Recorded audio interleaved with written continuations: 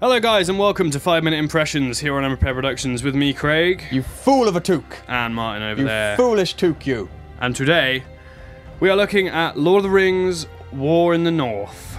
If you want him, come and claim him. Are you going to do anything but just quote Lord of the Rings? Only my favourite quotes. There are no Lord of the Rings quotes in this game. Gollum. Gollum, he's not in this game either. That's a quote. Okay, fine. Okay, fine. Where are we at? Okay, let's roll with this. The game takes place in the North. Would you believe it? In the Lord of the Rings universe. Is there a war in the North? There is a little bit. There's a little bit of a war. That's good. Not much of a war though. Sort of just as many units as sort of an amateur coder can put on the screen without the frame rate dropping. I suppose calling it skirmish in the North wouldn't quite be as huge. No, but there's not really any giant scenes of war. But the game takes place alongside the Lord of the Rings trilogy. It focuses on 3 characters who are strangely... Whereabouts in the trilogy are we? It starts just before the Fellowship of the Ring. Oh, so everyone's still happy. And I think it sort of jumps into a little bit of the Two Towers, but that's about it. It doesn't show you anything that actually happens within the game. So if you're looking for, you know, if you haven't seen Lord of the Rings, it's okay. You'll still get this game. Spoiler free for those who haven't seen Lord of the Rings. If you're looking for, if you want to fight in Helm's Deep and you want to fight in Minas Tirith, you can't. This is not the game you should be playing. So that's the story. It plays alongside. It all focuses on the elves and Rivendell and how they fought off an attack on the north and things like that. The characters you get to play are kind of modelled on the Fellowship a little bit, maybe. There's only like 3 types of characters, really, isn't there? Sort the of. warrior, ranger, and then Boromir. Pretty much, yeah. I mean, Boromir, yeah. In He's his own separate class. He is his own separate class. He shouldn't have died either. In this, you get a choice between 3 characters that play out very differently. There's the Ranger, whose name escapes me. Eradan. Eradan. He's basically Aragorn. In fact, he is Aragorn's friend. So, oh, really? Yeah. He's the sword and bow and arrow. You can spec him to use dual wielding, sword and shield. So he can go Boromir, he can go a bit Legolas, or he can go Aragorn with the 2-hander. Hacks. Yeah, he's too much. He's brutes. He is pretty beastie. There's the dwarf, whose name is Farin. Farron, yeah, I think Farron. so. He's kind of Gimli, but I was very taken back because he doesn't have a Scottish accent of any kind. What? He's like American. An American dwarf? Yeah. No. Howdy, y'all. No, I'm out of it. Yeah, exactly. That ruined me. But he's the warrior. He throws axes and uses one hand. Like he can use most weapons. You know what dwarf is. He's got all the hit points. Well, yeah. He's where it's at. You know what a dwarf is. I mean, that's it. And there's the elf, the wizard. Andriel. Well, the elf mage, sorry, she's not a wizard. Or an elven lawmaster. A lawmaster. And I warn anyone now, if you want to play as this character, do not do so. She is the most redundant piece of shit I've ever used in a game, just ever.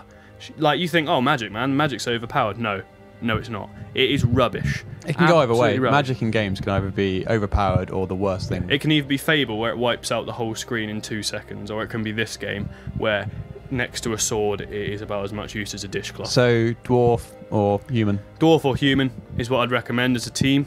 That's the characters. What leveling of the characters? What's that like? The leveling is... It's interesting at first, and then you realise it's kind of basic. You can there's 3 different trees, and you can take them down those 3 different trees. For example, the elf has the healing tree, the damage tree, and then a slightly tweaked damage tree where she can wield a sword at the same time as her staff.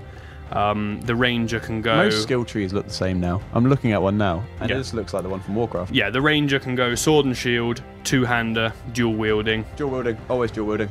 Or the dwarf, I think, gets sort of ranged or whatever. So we didn't actually play as the dwarf, we played as the human and the mage, which was a mistake.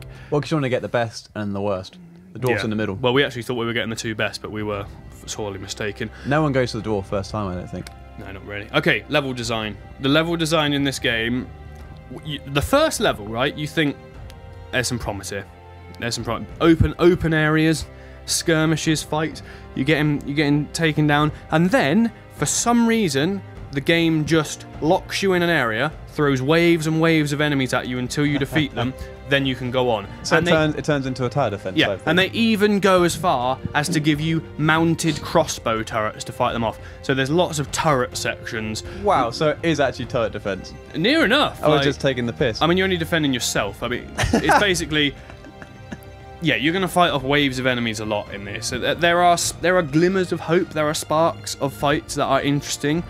Well, you do have to use your head. Is there a lot of combos and stuff? Like, what's the actual combat like? X, X, X, X, wait for an arrow, press Y. Oh. So you can dodge, though. You can dodge roll. Some you can tactical dodge. You can also block. You can also hit with a block. I mean, alright, I was exaggerating a little bit. There's slightly more to it than that.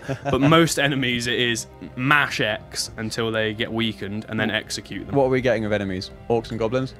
Yeah, pretty much. Orcs, goblins, and trolls. Just orcs and goblins. Some Lions, of the orcs, tigers, bears. Yeah, within the story, some of the orcs have the power to use magic. So most like of the time. the big evil guys, who are we expecting? Because he looks like the Witch King, but he's not. He is Agendour.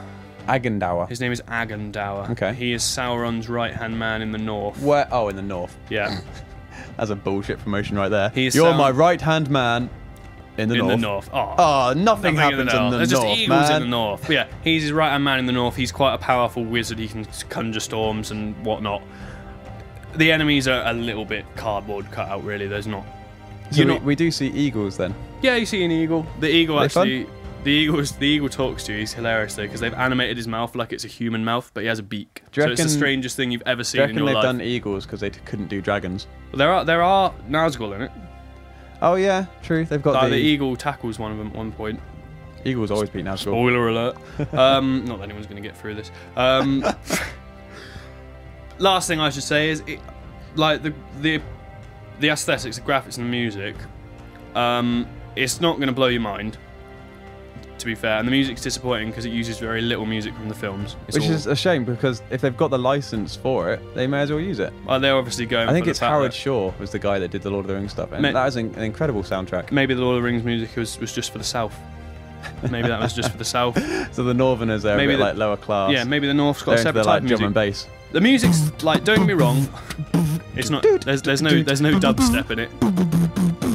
No? There's no Lord of the Rings dubstep. The music's not bad, it fits it, but you're just left wanting for the actual tracks. So you don't sound too pleased with it altogether? I'm not too pleased with it It came out the same time as Skyrim. Do you reckon it is a little stab to try and take a bit of money away from, like, or try and ride the wave of Skyrim? It was a piss poor ride, I tell you that. Riding the wave of Skyrim. They pretty much just fell off the surfboard before they got in the water if they're trying to ride a wave.